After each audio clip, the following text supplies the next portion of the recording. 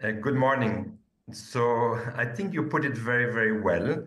Essentially, I think the new government has the same task as the previous very short-lived government, to try to fill part of the budgetary hole, a bit of taxes and a bit of cutting expenditure. I think this is not going to be very, very simple, but I think the life of this government maybe longer than the previous one. And I think the only way to understand what is going on in France is not really to use an economic lens, unfortunately, because there are plenty of economic problems that need to be attended, including indeed the budget. But the game that is being played is about the next presidential election.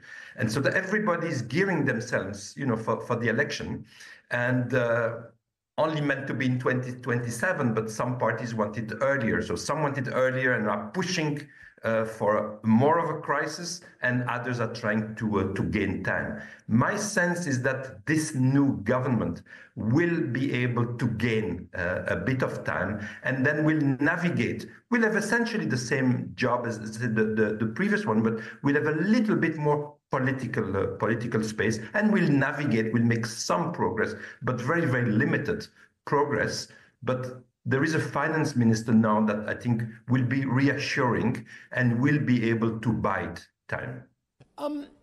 It's very interesting, and I know your point, by the way, Andre, in a great answer about hopefully this one will last longer. Yes, let's hope it's the second shortest, at least in the Fifth Republic since 1958. I think Barnier lasted 90 days, so well, it was a tough time. But in terms of fascinating that you mentioned a presidential election, maybe we bring it forward as not, because this has been typified as domestic French wrangling and the president is above all this, but the president created this problem in many ways. But what I don't understand is how a leftist or a rightist or another centrist can actually change the dynamic and can change the math in the National Assembly. Ergo, is France ungovernable at the moment? I think, yes, I think in a sense you could say that France is not governable. And indeed, that's why I'm not expecting much progress really on the budget, really minimal, really the minimum to be able to go through.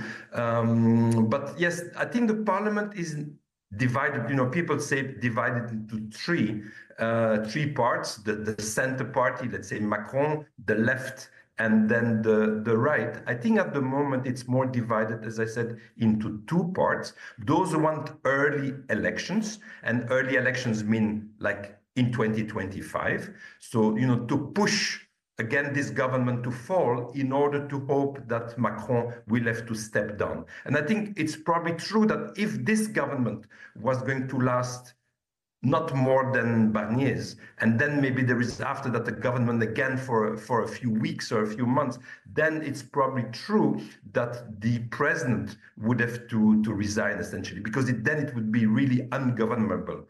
But I don't think that it's going to be the case, because there are other parties that don't want election next year for a variety of reasons, including the fact that they are not ready for election next year. So I think this is the division now. It's not division into three, it's division into two. Those who want early election next year, and those who don't. And there, I think it's not fully clear at the moment on which side is the majority.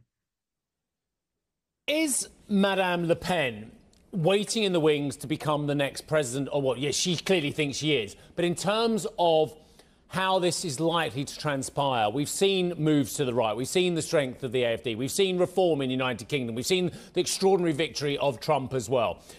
Is Madame Le Pen the most likely next president of France? I would say that at the moment, she has a high chance. I don't know that she will make it. But it's true that, when she stood against Macron in 2017, she did a pretty good score. Then when she stood 5 years later in 2022, she did an even better score. And since Macron had said at the start of his presidency that his main enemy was going to be Le Pen and was hoping to bring her down, I think he has done exactly the opposite.